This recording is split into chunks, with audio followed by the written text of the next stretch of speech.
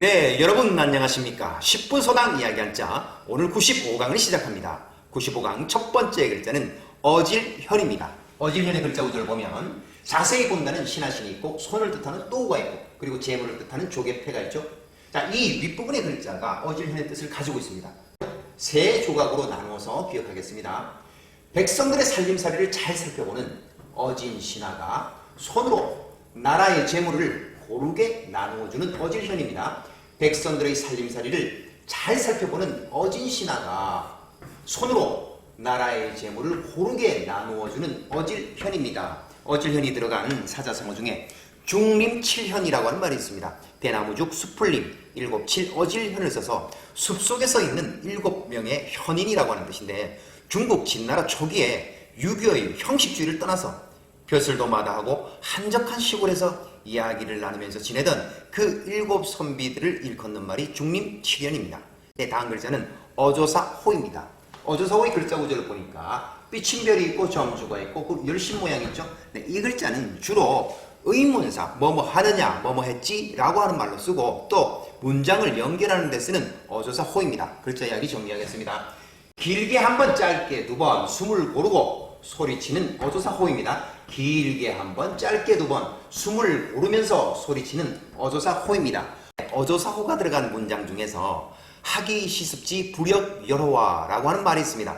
논어의 하기편에 나오는 말인데요. 하기 시습지 하면 배우락 마리을리 때시 익힐습 갈지를 써서 배우고 때때로 익히면 불역여로 아니불 또역 기쁠역 어조사호를 써서 또한 기쁘지 아니한가란 논어에 나오는 말로서 배움의 즐거움을 얘기한 말이 하기 시습지 불역여로라는 뜻입니다. 다음 글자는 불을호입니다. 불을호의 글자 구조를 보니까 입구가 있고 앞서 배웠던 어조사호가 있죠. 자, 불을호의 글자 이야기. 입으로 숨을 고르면서 소리쳐 외치는 불을호입니다. 입으로 숨을 고르면서 소리쳐서 외치는 불을호입니다.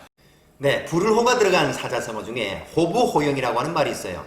불을호 아비부, 불을호 맏형을 써서 아버지를 아버지라 부르고 형을 형이라고 부른다는 뜻인데, 이 당연한 이야기가 왜 나왔느냐고 하면 옛날에는 신분제도가 있었어요. 예를 들어서 이 사자성어가 우리나라의 순 한글 소설인 홍길동전에도 등장합니다. 홍길동의 경우에는 아버지가 있어요. 형도 있고. 자, 그런데 어머니가 양반이 아니에요. 어머니는 원래 이 집안의 종이었습니다. 그런데 아버지하고 살게 되죠. 그래서 첩이 돼버립니다. 결국 홍길동은 첩의 자식이라는 뜻입니다. 아버지는 양반이고 어머니가 첩인 경우에는 노비 종모법이라 해서 아버지의 신분이 양반을 따라가는 것이 아니라 어머니, 낮은 신분을 따라갑니다. 그래서 신분이 달랐기 때문에 아버지는 있지만 아버지라 부르지 못했고 형은 있으되 형이라고 부르지 못했기 때문에 호부, 호영이라고 하는 말은 아버지를 아버지라 부르고 형을 형이라고 부른다는 구별된 사자성어가 나왔습니다. 다음 배울 글자는 재물화입니다. 재물화의 글자 구조를 보니까 될 하에 재물을 뜻하는 조개패가 있죠. 네, 이 글자는 물건이 서로 바뀌고 변화된다는 뜻인데 물물교환을 뜻하는 글자입니다. 물건이 서로 바뀌고 변화되는 그 물물교환이 되는 재물을 뜻하는 재물화입니다. 물건이 서로 바뀌고 변화되는 재물, 물물교환을 뜻하는 재물화입니다. 재물화가 들어간 활용어에는 재화라고 하는 말이 있어요. 재물제자에 재물화를 써서 사람의 욕망을 만족시키는 물질을 재화라고 하고, 외화라고 하는 말도 있죠. 바깥 외자에 재물화를 쓰면 외국어의 화폐라는 뜻도 있고 또 외국에서 들어온 화물이라고 하는 뜻도 있습니다. 자, 자파라고 하는 말도 있죠. 섞일 잡자에 재물화를 쓰면 여러 가지 물건 상품을 자파라고 합니다. 네, 다음 글자는 제후후 관역후입니다. 네, 글자 구조를 보면 사랑이 있고 얽어준다고 하는 얽힐규를 90도로 돌려서 썼고, 그리고 화살시가 있죠. 사람이 활줄을 엮어주고 화살을 관역을 향해 쏘는 제후후 관역후입니다. 사람이 활줄을 엮어주고 관역을 향해서 화살을 쏘는 제후후 관역후입니다. 이 글자가 들어가는 활용어 중에서 제후라고 하는 말이 있죠.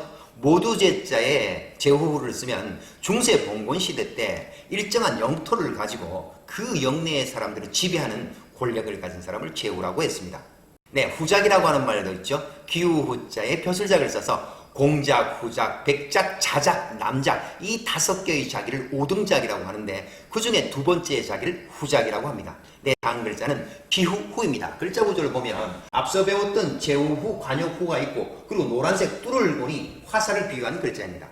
자, 이 글자의 글자 이야기. 사람이 화살을, 관역을 향해서 쏠 때 바람의 방향을 생각하는 기후후입니다. 그래서 이 글자는 주변의 상황을 살핀다라고 하는 뜻을 가지고 있습니다. 사람이 화살을, 관역을 향해 쏠 때 바람의 방향을 생각한다는 기후후입니다. 네, 상황을 살핀다고 하는 기후후가 들어간 사자성어 중에 증후군이라고 하는 말이 있습니다.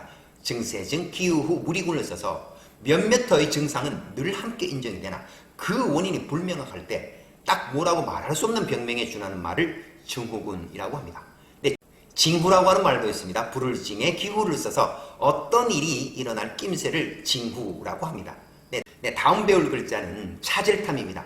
차질탐은 굴을 파내면서 굴 속으로 점점 들어간다는 글자입니다. 자, 그런데 굴이 무너질 수 있으니까 나무로 갱목을 받치면서 점점 들어간다는 차질탐입니다. 글자 구조를 보니까 손수의 변형이 있고 덮을맥이 있고 여덟팔이 있고 나무목이 있죠.